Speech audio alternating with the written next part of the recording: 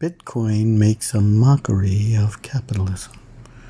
Here we are on a government site searching justice.gov for James Zhong, committed wire fraud by stealing 50,000 Bitcoin. That's an approximation. Back in 2012, and more than 10 years later, he's now charged with stealing Bitcoin from a criminal, from the Silk Road operator, Dread Pirate Roberts, Ross Ulbricht. We know his name now, Ross Ulbricht. But also it shows chain analysis here, which is interesting. And James has a Wikipedia page. My goodness. Let's see what the charge looks like. I highly recommend anyone who cares about these things to look at the FBI filing. And here's some of them. Crypto scan. And let's try to find our friend James. Here he is, James Zhong. And this gets more and more complicated. Historic $3.36 billion, only because he held it for 10 years. It wasn't worth that much when he first transferred it.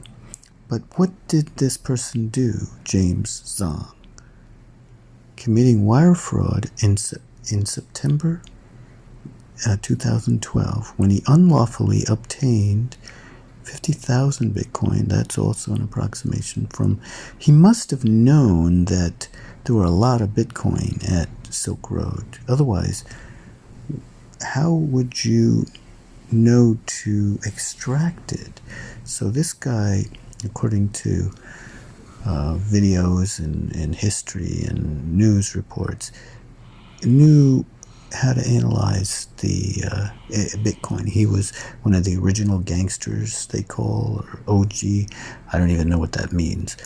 But let's continue. This now, about 10 years later, the story goes that James got robbed because he had millions of dollars in his wall, and probably his friends robbed him. So what does James do? He calls the police. Well, that might not be a good idea if you have $3.3 billion of Bitcoin that you basically refunded to yourself illegally, I guess, but it was from an illegal operation. The seizure, largest cryptocurrency. And James Zhong also had an 80% interest in RE&D Investments, a Memphis company. I'd like to understand that more. And $661,000. But this all goes back to the title. This makes a mockery of capitalism. But we'll see, does it make a mockery of capitalism? Or that's the question. You decide. And, the U.S. Attorney is Damian Williams, committed wire fraud.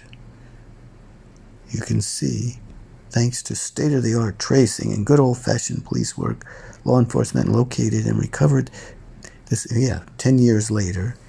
The case shows that we won't stop following the money no matter how expertly hidden. He had it in a popcorn box or Cheeto box. Come on, even to a circuit board at the bottom of a popcorn tin. Oh, come on. That's not hidden. That's just how computers operate. And Tyler Hatcher, Mr. executed a sophisticated scheme designed to steal Bitcoin. That's what Bitcoin is. It's encryption. That'd be like saying people hiding their private keys is having a scheme. I think this is a misunderstanding. But of course, this might be illegal, but this makes it sound like people using their passwords are also executing a complex scheme, right? It's amazing who is considered a criminal and who is not.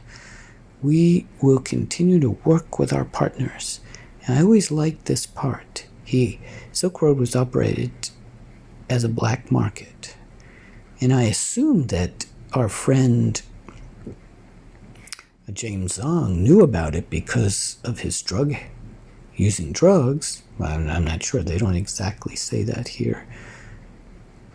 So Ross Ulbricht was convicted. That's true. And if you look here, September 2012. So what did he do? He executed a scheme to defraud. I wonder if I can highlight this.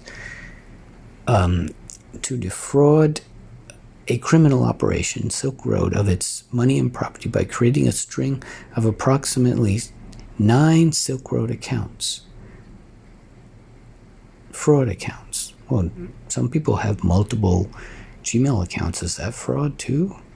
In a manner designed to conceal his identity, triggering over 140 transactions in rapid succession in order to trick the Silk Road withdrawal process, which is a giant bug in the Silk Road withdrawal process. And also, according to history and documents, Ross Ulbricht actually thanked him for finding the bug. Should people who find bugs in Chrome be arrested too? This is very strange. And of course, if that person had turned it in, James Zhong had turned it in, I think that would have been the better thing to do. But would you have turned it in? Ask yourself. To prevent, detection, conceal, well, that's what people do when they're operating in that environment. While executing the fraud, Zhong did not list any items for service or buy on Silk Road, registered accounts providing the bare minimum information, because the system allows that, and there's no law that says you have to. Now they have Know Your Customer, but it didn't exist then, so you can't make that a crime. And what is this? You fill in what is required, right? Zhong funded the account with between 200 and 2,000 Bitcoin. After the initial deposit, quickly executed a series of withdrawals. Through this scheme to defraud, Zhong was able to withdraw many times more. We should thank him, because now the government has $3.3 billion that they wouldn't have had. James Zhong deposited 500 Bitcoin in Silk Road wallet. So that's what was happening. See, Silk Road had its own wallet on the blockchain, it appears. After making the initial deposit, Zhong executed 5 withdrawals of 400 in rapid succession. This is where the mockery comes in, the same second, resulting in a net gain of 2,000 Bitcoin. This is where the mockery comes in. In the end, a few seconds, he probably wrote a program to extract it, a few seconds of work, and now, after 10 years and evolution in the rise, the good rise of Web3, he's worth $3.3 billion. That just makes a mockery of capitalism. But again, we'll see if it is a mockery. Stay to the end, because that's where we see whether this is capitalism is Bitcoin, or is Bitcoin capitalism? Who knows? Nearly 5 years after Zhong's fraud, in August 2017, solely by virtue of Zhong's possession of the Bitcoin he unlawfully obtained from Silk Road, received a matching amount. See, this is also interesting. Bitcoin Cash 50,000 and Bitcoin Cash on top of the 50,000 Bitcoin, and a hard fork coin split. So who understands what this is? Put a comment. These splits, and so he kept his Bitcoin, and I've heard that Bitcoin Cash has bigger limits. The blocks or that something is bigger in the Bitcoin Cash, but it appears that it's worth a lot less than Bitcoin, right? So unless at that point in time, maybe it was that point in time it was worth the same, I don't know. But it looks like he converted it all back to Bitcoin.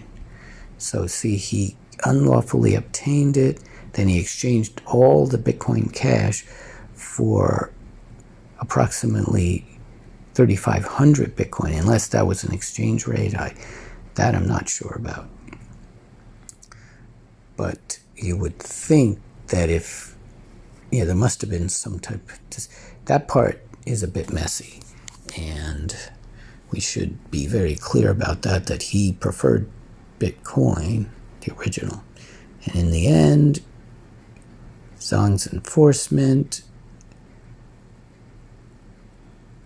So this is the part where he had it on a computer board, single board computer that was submerged under blankets in a popcorn tin stored in a bathroom closet. In addition, enforcement recovered $600,000. I guess that was part of the million. Maybe $400,000 was stolen from his wall. That's why he called the police, or he called the local police there in Athens, Georgia. There was also 25 of these coins, physical coins, and a value of, wow, so there is such a thing as physical Bitcoin. And he had gold bars and silver bars and one gold colored coin. You have to say, thank goodness they go through all this detail. In connection with the guilty plea, so he pleaded guilty, judge entered a consent preliminary, a forfeiture of specific property. I guess he didn't lose his house, because his house is not in this list here, even though how did he buy the house? A lot of the Bitcoin he had, he mined. So, and he had not used any of that Bitcoin. He was 32 years old, and he's still in jail right now, but he carries, I think he got 1 year and 1 day sentence, it appears. Okay, this is the part where I like. Mr. Williams praised the outstanding work of the Internal Revenue Service and the FBI and all the county police in Athens, and of course they're always complimenting themselves. And but let's look at another case, right? Let's look at the case before this. And it's amazing how many things are in this.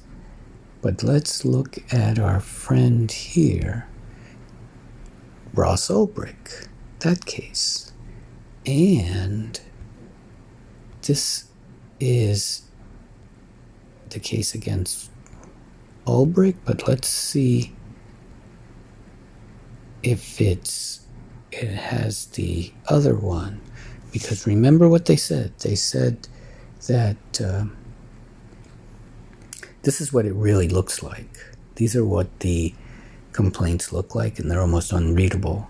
But remember what they said about the law enforcement agents. Well, here is law enforcement agents, the United States of America against Carl Force IV and Sean Bridges. And who are these people?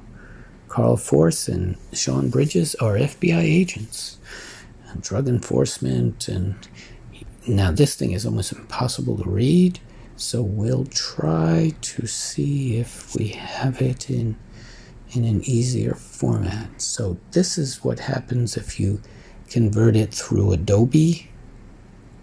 And look at Adobe and Microsoft Word on Android. Doesn't work that well, but let's just see. This still has some of the formatting, right? And let's go to the complaint part. Here it is, Sean Bridges. I guess that's yet another. That was one of the people that was charged. And then Carl Force. Look at this.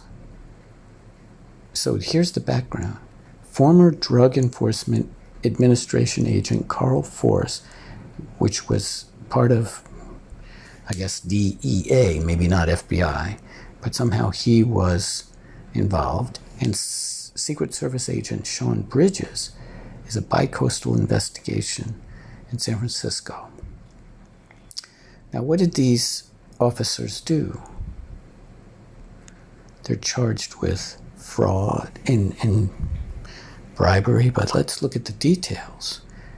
The government had multiple investigations into Silk Road, black market, obviously, and throughout 2012 and 13, both Force and Bridges had significant responsibilities related to the Baltimore investigation. In this capacity, Force was the lead undercover agent in communication, my goodness, with DPR is Dread Pirate Roberts, the owner and administrator of an operator of Silk Road website. Bridges was the computer forensics expert on the Baltimore investigation in their capacity as members of the Baltimore Silk Road Task Force. Both Force and Bridges had significant exposure to and developed expertise in the digital currency known as Bitcoin. As will be described further, Force and Bridges abused their position as federal agents. No one ever mentions this when they're complimenting each other, and engaged in a scheme to defraud a variety of third parties, the public and the government, all for their own financial enrichment. With respect to former Drug Enforcement Administration, DEA Special Agent Force, the investigation has revealed, among other things, Force created certain fictitious personas that were not officially sanctioned to communicate with DPR, the target of Force's investigation. Using one of these personas, Force sought to extort DPR. Look at this, the FBI, DEA are extorting citizens. The government is extorting citizens. Unbelievable. Of course, the government will say he's not the government, but he's an employee of the government. DP, by seeking monetary payment, offering in exchange not to provide the government with certain information. If DPR paid $250,000, little did he know that eventually this whole thing is going to be billions of dollars. And he's asking, again, a mockery of capitalism. He's asking for $250,000 because he doesn't know. He doesn't know. I guess maybe at that point in time it was worth more, but $250,000 seems small compared to $3.3 billion. We're talking about orders of magnitude. Force acted outside the scope of his role. Of course, they're going to have to say that. Force created a fictitious person called French Maid, operating as French. This has to do with the formatting of the PDF file, which they are almost impossible to read unless you're on a big computer. This is meant for a friendly mobile device, because most people use mobile devices. Hello, FBI. Until October 1st, DPR was known to Force and the rest of the Baltimore Silk Road Task Force only by his online moniker Dread Pirate Roberts, or DPR.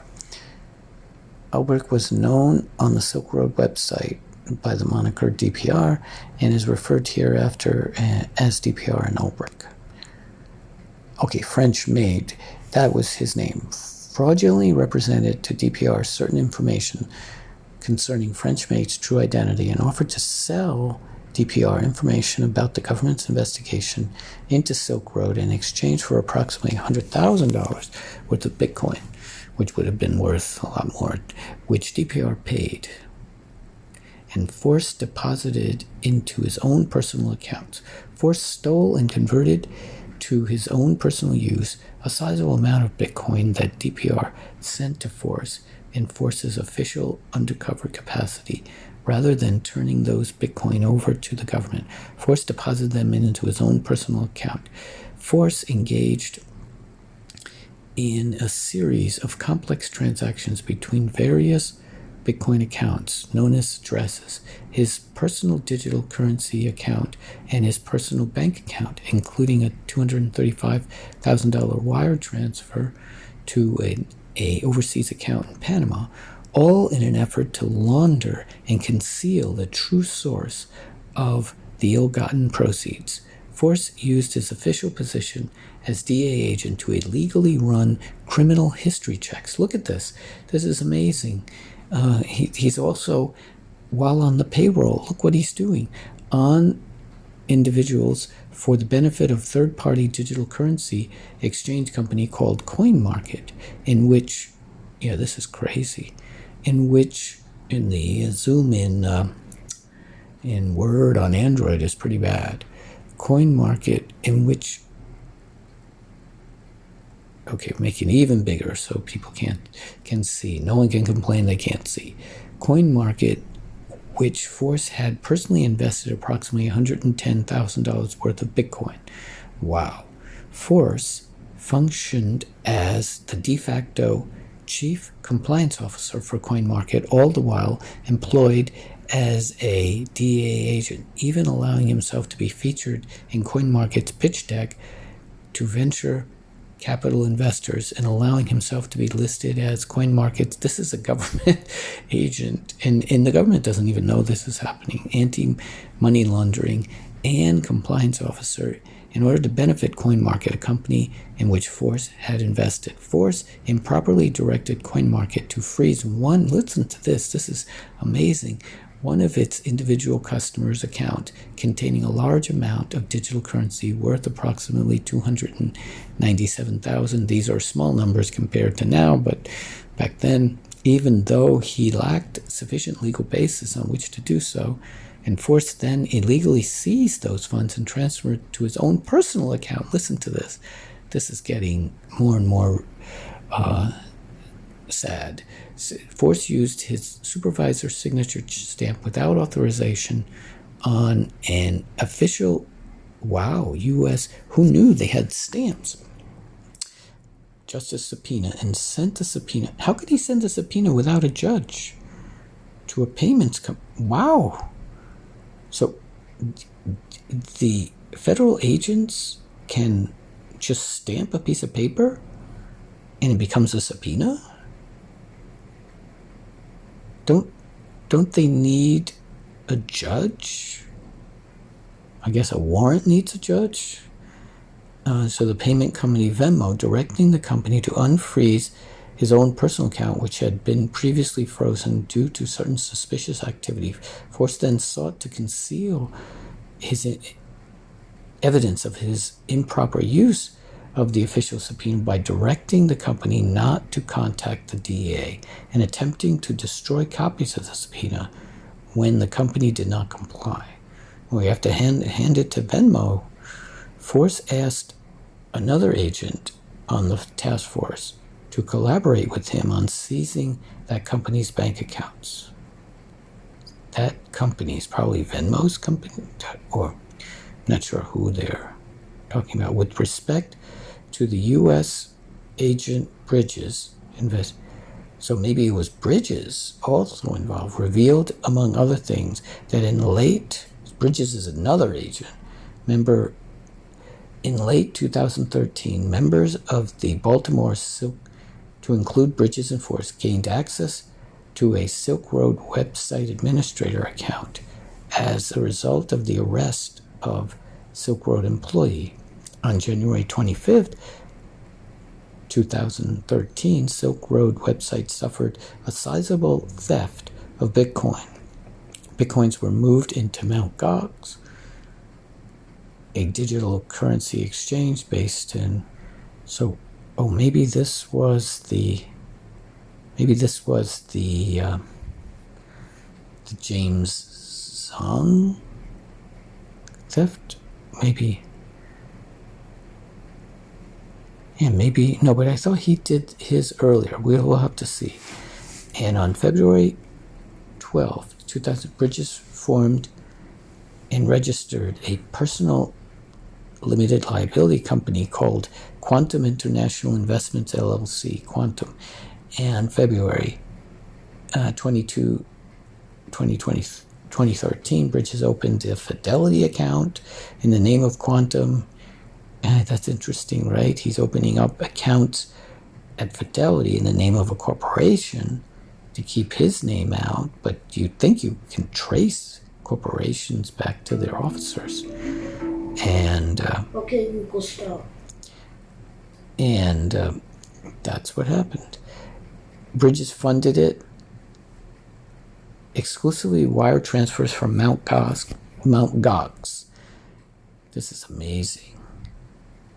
State received 9 wire transfers, approximately almost $1 million, 800,000, despite having personally benefited in the amount of 820,000 from receiving a large wire transfer. Just 2 days later, Bridges served as the affiant on a multi-million-dollar seizure warrant. Affiant? I have to look up that. Cox and its owners, upon learning of the government's criminal investigation into Baltimore Silk Road based task force, following an interview, the FBI, as part of the investigation, Bridges transferred over $250,000 out of his quantum. So this is a different person, Bridges versus Force. His wire into another bank held by himself and a third party. Because this affidavit is for the limited purposes of establishing probable cause for the crimes proposed to be charged, at the present time it does not include certain additional facts known to me, and government continues. Relevant statutes. So let's sum this up, because this is getting more and more ridiculous and sad, but it violates all kinds of things, worth more than $1,000, embezzlement. Let's go to the original question. Is this making a mockery of capitalism, or is this capitalism? Let's see. Here's, if you can convert it to text, this is what it looks like.